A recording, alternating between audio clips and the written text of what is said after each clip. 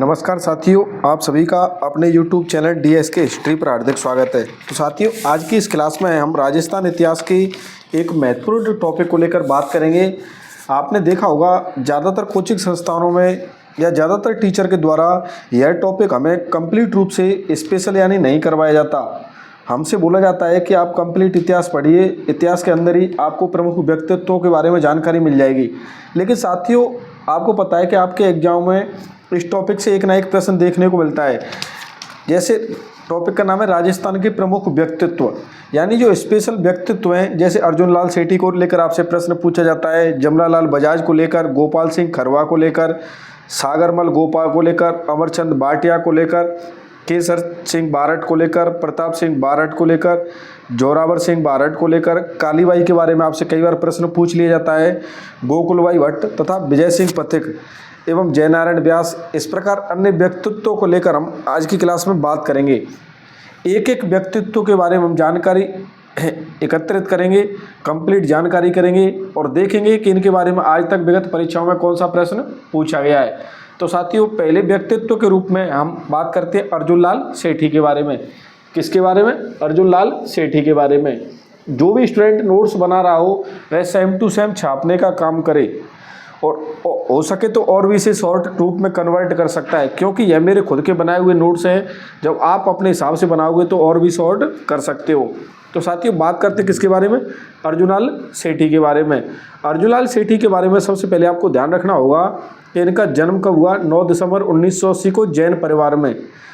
कौन से परिवार में? जैन परिवार में। और मृत्यु कब हो जाती है? 1941 को वहाँ पर अजमेर में। बात करते हैं अर्जुन लाल सेठी के कार्य क्षेत्र को लेकर। कई बार आपसे प्रश्न पूछा जाता है। तो अर्जुन लाल सेठी का कार्य क्षेत्र कौन सा था? जयपुर। अर्जुन लाल सेठी ने अपने कैरियर की शुरुआत चोमू के ठाकुर के निजी सचिव के रूप में की थी। किसके रूप में? चोमू के ठाकुर के निजी सचिव के रूप में की थी। बात करते हैं सेठी के बारे में।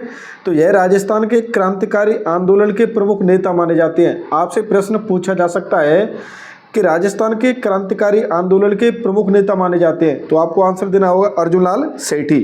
अर्जुन लाल सेठी के द्वारा जयपुर में एक विद्यालय स्थापित किया गया, यानी वर्धमान विद्यालय की स्थापना की गई। कब? 1907 में। इस वर्धमान विद्यालय की स्थापना करने के पीछे सेठी जी का प्रमुख उद्देश्य था कि क्रांतिकारियों को प्रशिक्षण दिया जाए, यानी क्रांतिकारियों को प्रशिक्षण देने के लिए अर्जुन लाल सेठी के द्वारा जयपुर में कौन सा विश्वविद्यालय यानी विद्यालय स्थापित किया गया? वर्धमान विद्यालय, जो कि कब स्थापित किया? 1907 में। तो आपको देखना होगा कि अर्जुन लाल सेठी ने जयपुर में क्रांतिकारियों को प्रशिक्षण देने के लिए वर्धमान विद्यालय की 1907 में स्थापना की। यह हाईलाइट कर रखा है, तो आपको पता है कि यह किसी न किसी परीक्षाओं में पूछा गया है। उसके बाद बात करें अर्जुन लाल सेठी के द्वारा लिखी गई प्रमुख पुस्तकों के बारे में। आपसे पूछा जाए मदन पराजय, पार्श्व यज्ञ, शूद्र स्त्री या शूद्र मुक्ति तथा महेंद्र कुमार, इन चारों पुस्तकों के लेखक कौन है? तो आपको आंसर देना होगा अर्जुन लाल सेठी। अर्जुन लाल सेठी के बारे में आपको ध्यान रखना होगा कि सेठी को जयपुर प्रजामंडल का संस्थापक माना जाता है। किसका? जयपुर प्रजामंडल का संस्थापक माना जाता है। अगला पॉइंट आपको अर्जुन लाल सेठी के बारे में ध्यान रखना होगा कि इन्हें जयपुर प्रजामंडल का संस्थापक माना जाता है तथा राजस्थान में उग्र क्रांति का जनक भी माना जाता है।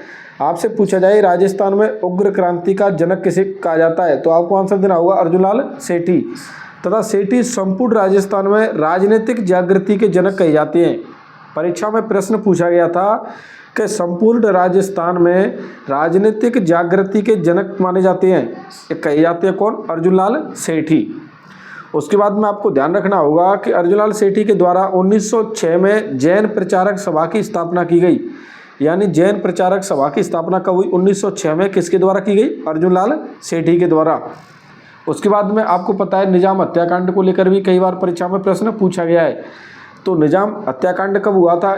इसकी डेट कई जगह तो मार्च 1913 मिलती है, कई जगह 1912 मिलती है। तो दोनों डेटें आपको ध्यान रखनी होंगी। प्रमुख रूप से इसकी ज़्यादातर डेट कई पुस्तकों में 1913 मिलती है। आपसे प्रश्न पूछा जाएगा कि निजाम हत्याकांड कब हुआ? तो मार्च 1913। कहाँ पर हुआ था? आरा, बिहार में। जिस निजाम हत्याकांड का नेतृत्व किस किस के द्वारा किया गया? मोतीलाल व विष्णुदत्त के द्वारा। और इन दोनों को क्या हुआ था? आजीवन कारावास। और इसमें कांड में जो मुखबिर की काम किया, मुखबिर का वह मुखबिर कौन बना था? शिवनारायण। और इसी निजाम हत्याकांड के आरोप में अर्जुनलाल सेठी को गिरफ्तार किया गया। 1913 से 20 तक यानी 7 वर्ष सेठी कहाँ पर रहे? बेलूर जेल मद्रास में कैद रहे। तो अर्जुनलाल सेठी से संबंधित जेल आपको पता है कौन सी है? बेलूर जेल, जिसमें सेठी 1913 से लेकर 20 तक यानी 7 वर्ष रहे थे। 1920 में इन्हें रिहा किया गया अर्जुनलाल सेठी को। और यह कहाँ पहुँचे? पूजा रेलवे स्टेशन महाराष्ट्र। कहाँ पर? पूजा रेलवे स्टेशन महाराष्ट्र पर। जब यह ट्रेन से उतरे तो इनका बाल गंगाधर तिलक के द्वारा स्वागत किया गया। किसके द्वारा? बाल गंगाधर तिलक के द्वारा। आपको ध्यान रखना होगा कि सेठी जब 1913 से 20 तक बेलूर जेल में रहे थे तो सेठी जी ने जेल में 70 दिन हड़ताल पर रहे, यानी भूख हड़ताल पर रहे थे। और 1921 में सेठी जी कैसे बन गए? अहिंसावादी। आपको ध्यान रखना होगा 1901 में सेठी जी अहिंसावादी बने। उसके बाद आपको नेक्स्ट पॉइंट ध्यान रखना होगा कि 21 फरवरी 1915 को संपूर्ण देश में संभावित सशस्त्र क्रांति से जुड़े थे। यानी संपूर्ण देश में सेठी जी सशस्त्र क्रांति से कब जुड़े? 21 फरवरी 1915 को। शस्त्र हेतु धन प्राप्ति के लिए बिहार के निजाम स्थान पर जैन धर्मस्थल को भी लूटा। किसके द्वारा? सेठी जी के द्वारा। सेठी जी से संबंधित यह कथन कई बार परीक्षा में पूछा जा सकता है, तो आपको ध्यान रखना होगा कि सेठी ने चौमू के जिलाधीश पद से इस्तीफा देते हुए कहा, यदि मैं नौकरी करूंगा तो अंग्रेजों को भारत से बाहर कौन निकालेगा? आपको ध्यान रखना होगा यह कथन किसका है? अर्जुनलाल सेठी का। अर्जुनलाल सेठी के द्वारा 1929 में ब्यावर अजमेर में राजपूताना मजदूर संघ की स्थापना की गई थी। किसकी? राजपूताना मजदूर संघ की स्थापना किसके द्वारा की गई? अर्जुनलाल सेठी के द्वारा। कब की गई? 1929 में। कहाँ पर की गई? ब्यावर अजमेर में। उसके बाद आपको नेक्स्ट पॉइंट ध्यान रखना होगा कि 1931 में सेठी ने जीवन का अंतिम भाषण किस पर दिया था? सामाजिकता पर। किस पर दिया? सामाजिकता पर।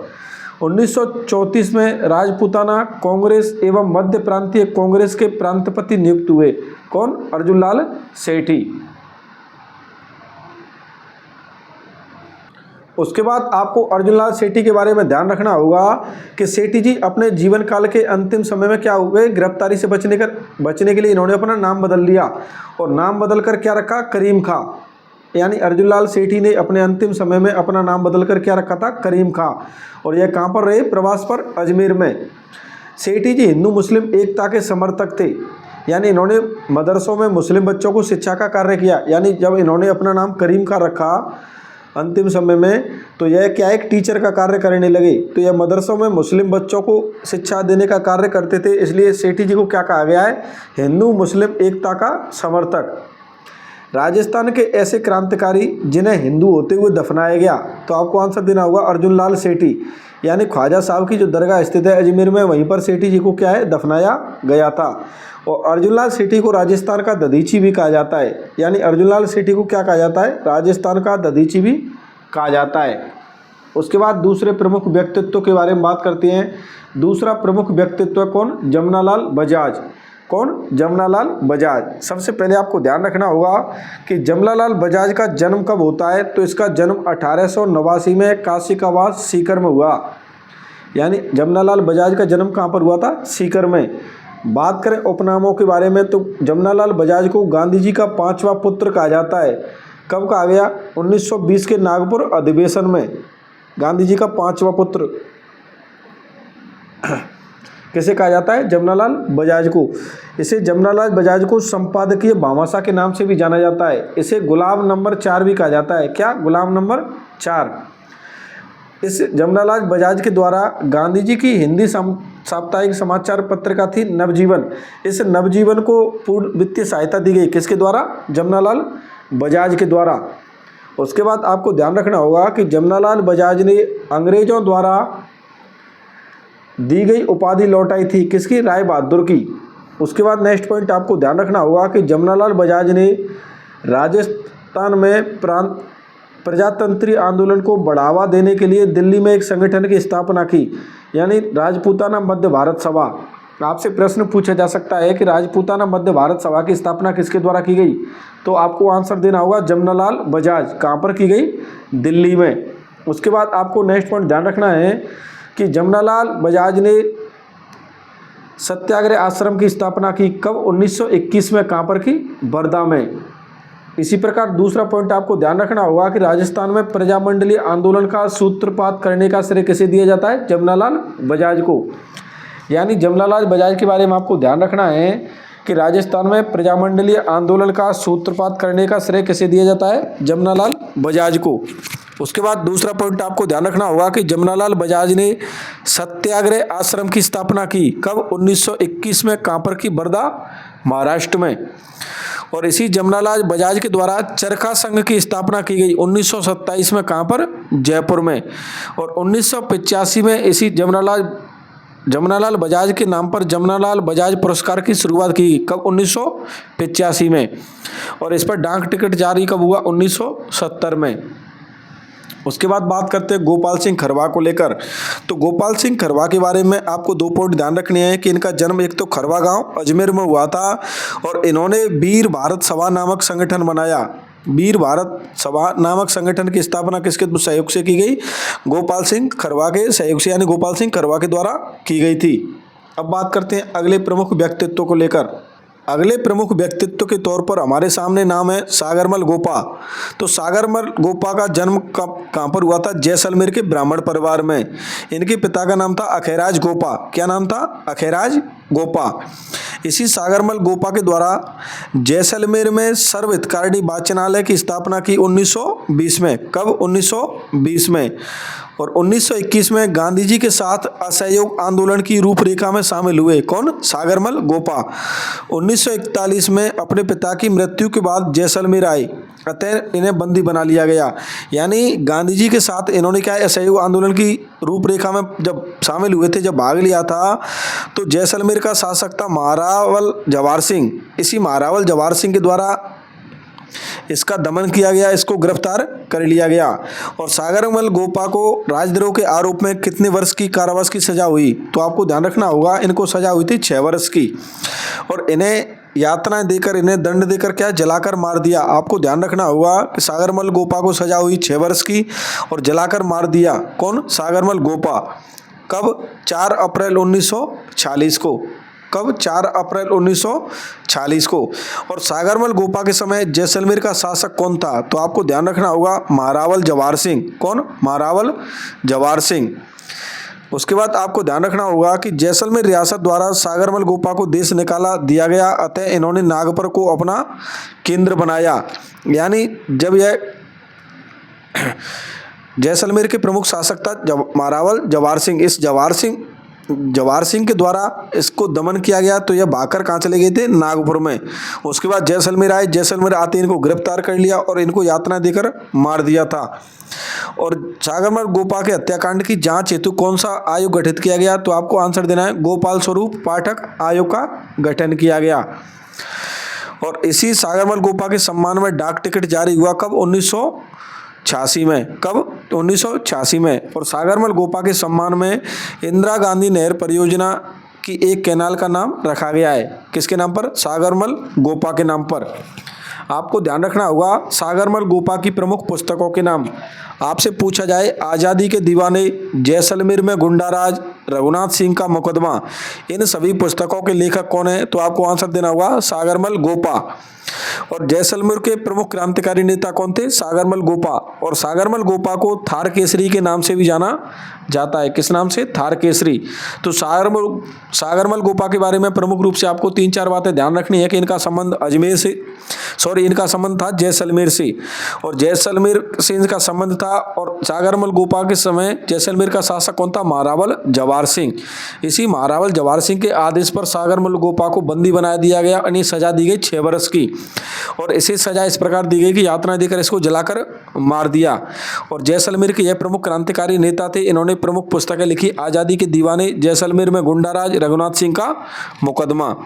अब बात करते हैं 5वें व्यक्तित्व को लेकर, अमरचंद भाटिया।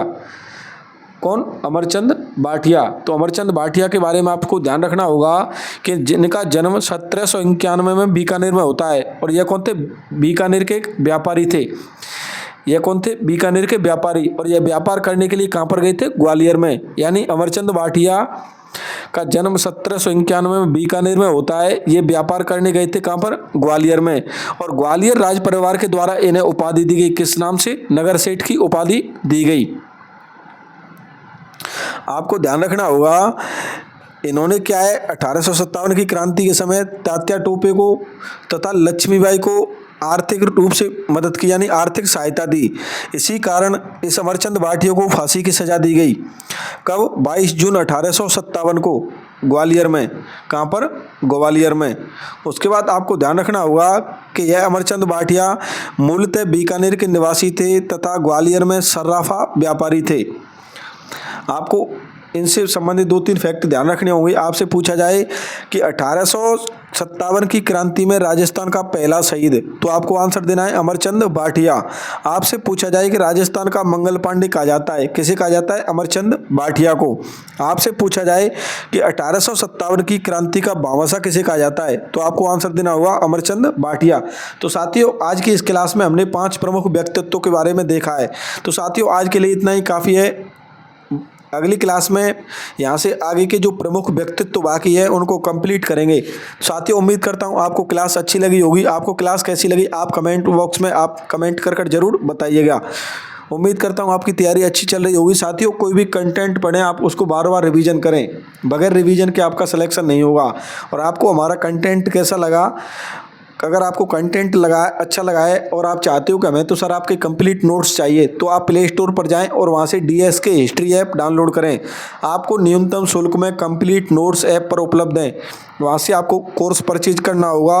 आपको कंप्लीट नोट्स PDF फॉर्मेट में मिल जाएंगे, जिन्हें आप प्रिंट निकलवा कर पढ़ सकते हो। तो साथियों, आपकी नोट्स बनाने की टेंशन हम खत्म कर चुके हैं। छोटा मोटा करेक्शन है, आप इसमें ही ऐड करते रहें।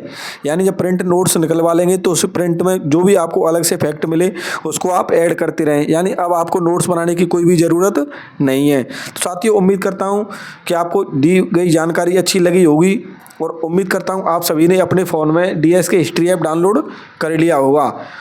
और हमारे साथ इतने कम समय में इतने साथी जुड़ रहे हैं, इतना प्यार मिल रहा है आप सभी का, इसके लिए आप सभी का बहुत बहुत धन्यवाद। तो साथियों, आज के लिए इतना ही काफ़ी है। मिलते हैं नेक्स्ट क्लास में इसी टॉपिक को लेकर। तब तक के लिए धन्यवाद।